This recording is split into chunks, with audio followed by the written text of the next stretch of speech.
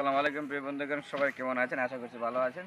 আজকে একটি আম বাগানে চলে আসছি। এখানে এই আম বাগানে এসে কিন্তু আমার কাছে খুবই ভালো লাগছে এবং এটা কিন্তু খুব মনোমুগ্ধকর একটি বাগান। এখানে মাঝে প্রচুর পরিমাণে বাড়ি ফোর জাতের আম আছে। দেখেন এইগুলা কিন্তু বাড়ি ফোর জাতের আম। বাড়ি ফোর জাতের আম কিন্তু শেষের দিকে পাকে, আগে পাকে না, বুঝছেন হিসাব?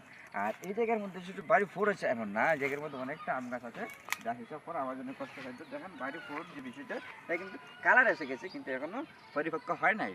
এগুলো পরিপক্ক হয়ে যাবে আশা করছি, যেহেতু খালার যেহেতু এসে গেছে। পাশের আম গাছটা কিন্তু এটা ব্যানানা ম্যাঙ্গো। ব্যানানা ম্যাঙ্গো যারা যারা দেখছেন না, দেখেন ব্যানানা ম্যাঙ্গো কীরকম ধরে, এই দেখেন ব্যানানার মধ্যে কালার আসছে, আস্তে আস্তে ধীরে ধীরে কালার হবে। এগুলো সম্পূর্ণ কালার কিন্তু কলার মতো হয়ে যাবে, সম্পূর্ণ কালার কলার মতো হয়ে যাবে যখন এটা পরিপক্ক হবে আর কি। যার কারণে এটার নামে কিন্তু ব্যানানা ম্যাঙ্গো, মানে ব্যানানা ম্যাঙ্গো দিয়েছে, ব্যানানার মতো বানাই দিয়েছে, ব্যানানার মতো বানাইছে, এটা হচ্ছে তাহলে ব্যানানা ম্যাঙ্গো। ব্যানানা হচ্ছে কি কলা।